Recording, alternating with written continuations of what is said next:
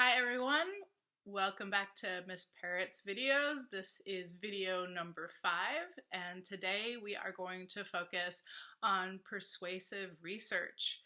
Before we do though, I want to talk about where we are at. So we are in the middle of week 2, which means you should be reading chapters 2 to 4 for the outsiders, doing the comprehension questions and the vocabulary.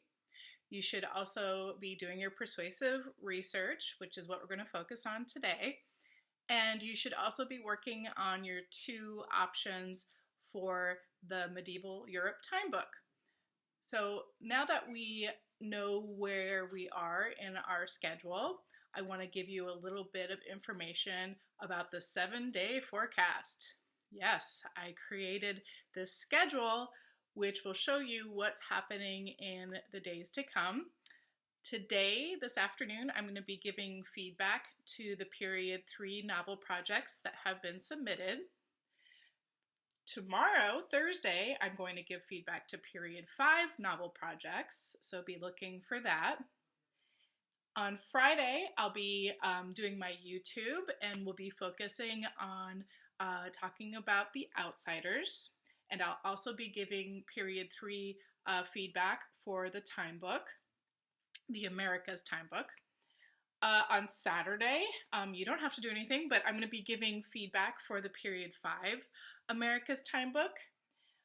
Monday, I am going to have the YouTube for persuasive research essay, so actually getting started writing your introduction paragraph.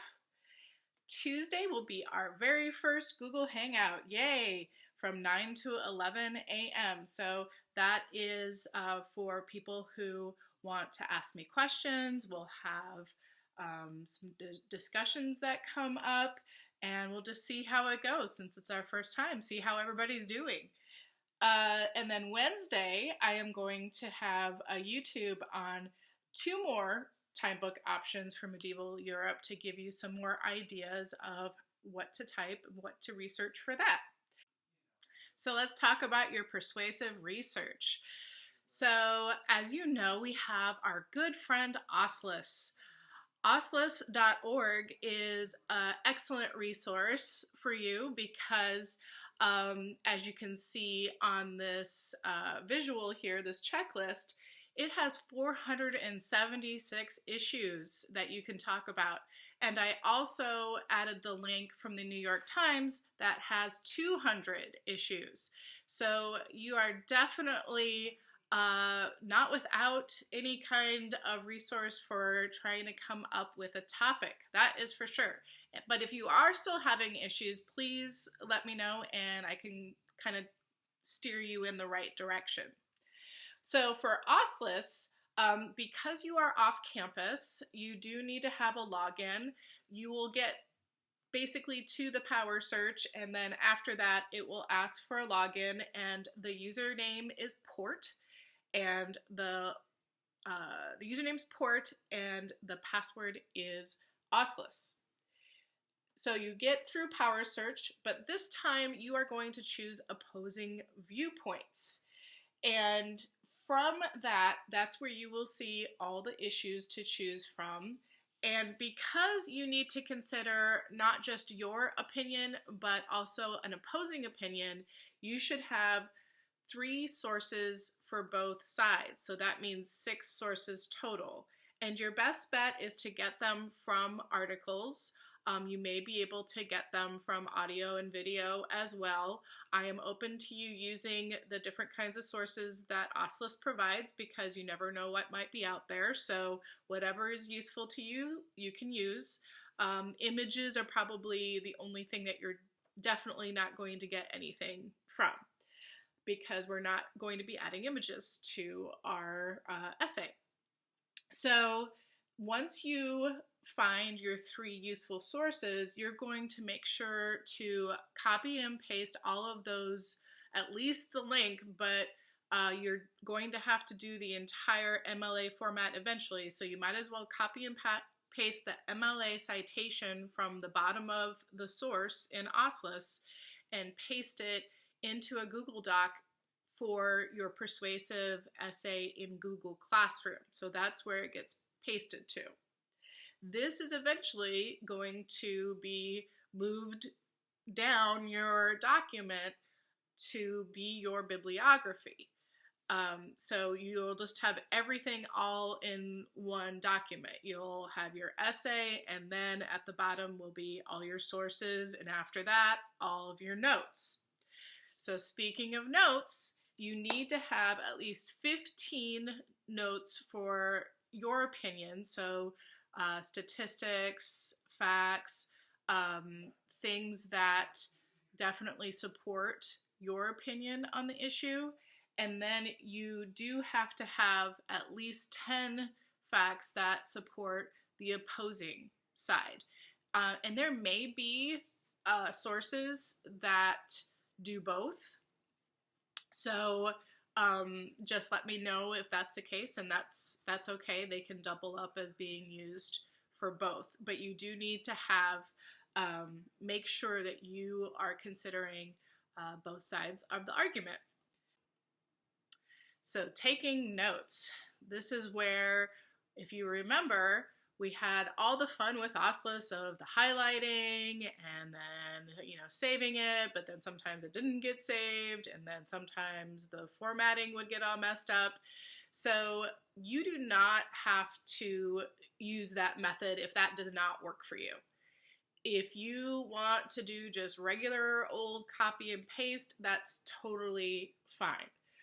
But let's look at this checklist, and I think it will help just to make sure we're staying organized with our sources. Because if I remember from last time, we had some difficulty with, we'd have our source in one place, but our notes would be in another, and it would be all jumbled up, and that would cause a lot of difficulty with knowing what information came from which source.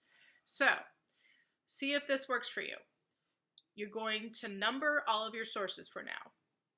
Okay, now in a regular bibliography, you wouldn't do that, and so we'll take the numbers off later. But for now, number your sources. So the first source, you'd just put a number 1. Okay, so you'd have 1 through 6. Okay? So after your list of 6 sources, you're going to then number your group of notes. So you have your list of sources, then your space, and then you put number 1, and then you have all the notes for source 1. Then all the notes for source 2, and so on. So that way you know that that information came from that source. Now, if you have a different system that you want to use, as long as I can see which notes came from which source and it's clear as day, then you're good to go. After that, you do want to make sure that when you copy and paste the information that is directly from the text, that you put quotation marks around it. Otherwise, I am not going to be able to tell, okay, did this come from the text or did this come from you? So first is the information from the text that you copy for your note, and then underneath it should be your typed in your own words. And so you want to make sure there's quotation marks around the copied material, and then underneath it, in your own words, obviously would not have quotation marks. That's your paraphrasing. So then the next thing that you want to consider is you want to have at least 1 quote for each side. And you'll probably have more than that, but this is just a minimum. 1 quote for each side. So it's very important that you put quotation marks exactly and document exactly what was spoken or written. And you also want to document with the spelling correct of the person's name and who they are. So that's important as well, to make sure that you get exactly what was said and also exactly who spelled correctly with what is the significance. Are they a scientist? Are they some sort of expert in a field? So make sure you say who they are. And remember to put quotation marks around the quote. Remember, you do not have to use the OSLIS system. You can use reliable websites. This is just a very good place to start. And some of you may stay in OSLIS and find everything you need in OSLIS, and some of you may want to branch out and try different sources. And of course, if you have books, magazines, resources at home that would help you with your topic, I know many of you are interested in climate change, and so if you have things at home that you can use to help you with that, then go for it. So I'm going to have a lot of fun talking with you guys next week, but in the meantime, I am going to be doing some feedback for your writing to help you progress with your assignments.